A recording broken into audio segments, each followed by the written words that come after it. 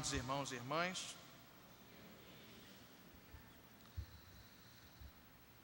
Conforme o texto lido, e conforme também todo esse discurso de Jesus, em meio à ceia, e próximo de momentos terríveis que ele iria passar, na véspera da sua morte, Jesus se encontrava com seus discípulos no cenáculo, como já dissemos, em meio à ceia pascal. E Jesus viveria momentos terríveis, ele sabia que iria passar por momentos terríveis, que iriam culminar na sua crucificação. Mas mesmo assim ele se encontrava ali, cuidando dos seus discípulos, confortando os seus discípulos, consolando os seus discípulos. E foi no cenáculo que Jesus apresentou o seu mais longo discurso sobre a pessoa do Espírito Santo. Ali, ele prometeu que enviaria o outro Consolador, ou o outro Paráclito, ajudador, consolador, ou ainda advogado. São traduções possíveis a esta palavra grega, Paráclito ou Paráclitos. Numa tradução literal, significa aquele que vai estar ao lado de. Aquele que estará ao lado de. No mundo antigo, um paráclito era alguém convocado para prestar auxílio num tribunal de justiça. Na primeira epístola de João, no capítulo 2, versículo 1, nós lemos o seguinte: Filhinhos meus, estas coisas vos escrevo para que não pequeis. Se, todavia, alguém pecar, temos advogado, Paráclito, junto ao Pai, Jesus Cristo, o justo. Na leitura desse trecho, nós percebemos, e não temos nenhuma dúvida, que Jesus foi apontado como o Paráclito, como o advogado. Em Lucas, no capítulo 2, versículo 25, nós lemos: Havia em Jerusalém um homem chamado Simeão, homem este justo e piedoso, que esperava a consolação de Israel. A consolação é uma obra realizada por Deus, que em Jesus Cristo veio para nos consolar, justificar e restaurar diante da pessoa do próprio Deus Pai. Jesus, o servo sofredor, foi aquele que veio para o nosso lado, para o lado de, veio para o nosso lado, para o lado dos eleitos de Deus, para nos defender. Veio para tomar a nossa causa e apresentá-la diante do Pai. E Ele apresentou a nossa culpa, sim, mas nele tomou sobre si a nossa culpa e recebeu a punição, o julgamento em nosso lugar. E assim fomos consolados, confortados e curados da ira divina. Portanto, Jesus, sem dúvida, é um Paráclito. Jesus, sem dúvida alguma, é o primeiro Paráclito, é o nosso primeiro advogado. Uma outra passagem que também revela esta verdade, ainda que numa outra dimensão, é a do martírio de Estevão. O livro de Atos dos Apóstolos, capítulo 6 e 7. Estevão foi tido como um herege no tribunal terreno ao crer e ao pregar sobre as verdades de Deus. E ali encontrava-se um tribunal humano, e não somente humano, mas um tribunal corrupto, cheio de testemunhas compradas que mentiam deslavadamente contra Estevão. É o que diz Atos capítulo 6, versículo 11. Estevão apresenta a sua defesa e foi condenado pelos homens. Mas é nesse momento em que é condenado e que inicia-se o seu apedrejamento, ele contempla a graça de Deus. Estevão contempla Jesus de pé à direita de Deus Pai, Atos capítulo 7, versículos 55 e 56. E isso é muito importante. Não foi somente importante para Estevão, mas é importante para nós hoje. Numa festa real, o rei fica de pé para receber os seus convidados mais ilustres. Mas aquilo não era uma festa. Ali encontrava-se um tribunal terreno, corrupto, humano, e ali também um tribunal celeste se revelava aos olhos de Estevão. Num tribunal, o advogado de defesa só vai se levantar na hora em que tem que defender o seu cliente perante o juiz. E foi justamente isso que aconteceu. No momento em que aquele tribunal terreno e corrupto, como já falamos, condenava Estevão como sendo um herege da teologia, um herege da boa, santa e reta doutrina, segundo aquele tribunal terreno, o príncipe de toda a teologia se levantava nos céus para defender o caso de Estevão diante de Deus Pai. E o que Jesus fez por Estevão não foi um caso isolado. Jesus faz isso hoje por você. Jesus faz isso hoje pela sua igreja. E sempre que for necessário, quando a sua igreja é acusada injustamente, Ele se levanta para julgar a nossa causa como igreja ou a sua causa particular diante dos seus falsos acusadores. E nós não podemos nos esquecer disso. Ele se levanta para diante de Deus nos defender, alegar a nossa inocência e nos conceder força para enfrentarmos as acusações vis deste mundo. Porém, Jesus prometeu nos enviar um outro Consolador.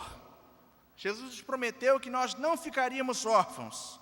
Prometeu enviar o seu Espírito Santo, que procede do Pai e do Filho, o segundo Paráclito, o Consolador por excelência. E esse segundo advogado, esse segundo Paráclito, foi enviado para a sua igreja, para, em primeiro lugar, nos auxiliar ao falarmos com Deus Pai. Nos auxiliar ao falarmos com Deus Pai. Versículos 16 e 17. E eu rogarei ao Pai, e Ele vos dará outro Consolador, a fim de que esteja para sempre convosco. O Espírito da verdade, que o mundo não pode receber, porque não o vê nem o conhece. Vós os conheceis, porque Ele habita convosco e estará em vós. E ainda, complementando esta palavra, em Romanos 8, versículo 26, também o Espírito Santo, o Espírito semelhantemente nos assiste em nossa fraqueza, porque não sabemos orar como convém, mas o mesmo Espírito intercede por nós, sobremaneira, com gemidos inexprimíveis. O advogado sabe daquilo que necessitamos e precisamos, mas nós não sabemos nos exprimir bem diante do grande juiz. Então ele, em sua defesa, fala como ninguém, a fim de que obtenha o favor do juiz para com o seu cliente, para com o seu filho, para com a sua filha. O Espírito Santo sabe do que nós precisamos, e somente Ele sabe o que vai na mente de Deus. Somente Ele pode perscrutar a mente de Deus Pai, e assim nos auxilia a pedir segundo a sua vontade. Os gemidos inexprimíveis do Espírito são aquelas defesas, são aqueles argumentos que não podem ser negados, porque encontram justamente com a vontade do santo, justo e reto juiz. O Espírito Santo nos ajuda ao falar com Deus. Em segundo lugar, o Espírito Santo nos foi enviado, o Paráclito nos foi enviado, o segundo advogado nos foi enviado para nos auxiliar ao falarmos com os homens. Ao falarmos com os homens, é o que diz a palavra de Deus. Mas o Consolador, versículo 26 do texto lido, o Espírito Santo, a quem o Pai enviará em meu nome, esse vos ensinará todas as coisas e vos fará lembrar de tudo o que vos tenho dito. E ainda mais em Marcos 13, versículo 11, quando, pois, vos levarem e vos entregarem, não vos preocupeis com o que haveis de dizer, mas o que vos for concedido naquela hora, isso falai, porque não sois vós os que falais, mas é o Espírito Santo que fala. Vemos, pois, que o Espírito Santo serve-nos de advogado perante o Pai, tanto quanto perante os tribunais deste mundo.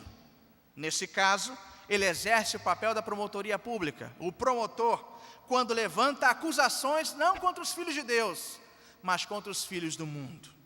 Diz João 16, versículo 8, parte A, quando ele vier, convencerá o mundo, provará o mundo do pecado que vive o mundo, do juízo de Deus, da justiça de Deus. Ele, quando vier, convencerá o mundo do pecado, da justiça e do juízo. Terceiro e último lugar, o Espírito Santo, o segundo advogado, Paráclito, nos foi também enviado para nos auxiliar diante das provações do mundo. Nos foi enviado para que saibamos como falar com o Pai. Nos foi enviado para quando falarmos aos homens deste mundo. E nos foi enviado para nos auxiliar diante das provações do mundo. O Espírito Santo foi chamado para estar ao nosso lado, para auxiliar-nos, para confortar-nos diante de toda a provação e dificuldade. Consolar também é ajudar-nos em nossas tristezas e mazelas. É confortar para nos deixar bem diante das situações terríveis que muitas vezes nos cercam. Porém, muitas vezes nós cometemos um erro, não é erro, mas muitas vezes nós ficamos somente com a metade da questão. Na maioria das vezes ficamos somente com a metade da questão. Quando nós realizamos, pela graça de Deus, cerimônias da esperança cristã, quando nos encontramos nos ofícios fúnebres, normalmente, nós rogamos ao Espírito Santo para que console, conforte e anime a família enlutada durante o revés. Isto está totalmente correto. Mas nós nos esquecemos que o Espírito Santo nos foi entregue não somente para depois da batalha, mas para antes e durante a batalha. E às vezes nós nos esquecemos disso. Confortar também é estar ao nosso lado para dar força, para nos fortalecer diante dos reveses do mundo, diante das batalhas que muitas vezes surgem de forma inesperada, trazendo-nos perplexidade. O Espírito Santo não é aquele que vem somente depois da batalha para cuidar dos ferimentos que ali ficaram. Ele é aquele que vem também durante a batalha para nos conceder forças, para permanecermos fortes e para que nos sagremos vitoriosos em Cristo Jesus. Diz Romanos 8, versículo 37, em todas essas coisas, porém, somos mais que vencedores por meio daquele que nos amou. O Espírito Santo foi enviado à sua igreja para que, muitas vezes em meio às lágrimas, e muitas vezes quando nós nem sabemos o que dizer, ou ainda mais, quando estamos tão atribulados, tão feridos, tão machucados, que o que sai de nossa boca são somente sons ininteligíveis. Quando a dor é tão forte que não conseguimos expressar verbalmente aquilo que sentimos, o Espírito Santo nos ajuda a falar com o Pai. Segundo lugar, o Espírito Santo nos ajuda também a falar de Deus para com os homens. Ele nos ajuda, como ajudou homens totalmente despreparados. Você pode pensar, eu não sei falar, eu não fiz teologia, eu não fui ao seminário, eu não sei falar bem. Quando Pedro e João estiveram diante do Sinédrio, e quando Pedro fala de Jesus, aquele a quem nenhum tribunal humano o impediria de falar, aqueles homens cultos, letrados que eles se encontravam, disseram: não são estes homens iletrados e incultos que vêm falando dessa forma, com tamanho poder e sabedoria, parafraseando a palavra de Deus? Meu amado irmão, se você é um filho de Deus, se você é uma filha de Deus, se você nasceu de novo, pelo sangue de Cristo, pela graça do batismo, quando for necessário, Ele vai encher a sua boca. Foi o que o reverendo Hernando Dias Lopes disse ontem: abre bem a tua boca, que eu a encherei.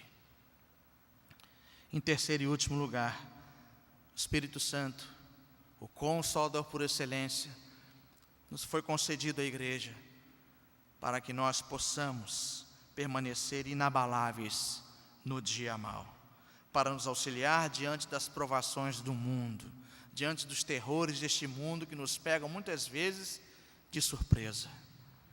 Ele não somente nos ajudará quando estivermos feridos da batalha, mas Ele estará conosco na batalha. Ele está com você na batalha.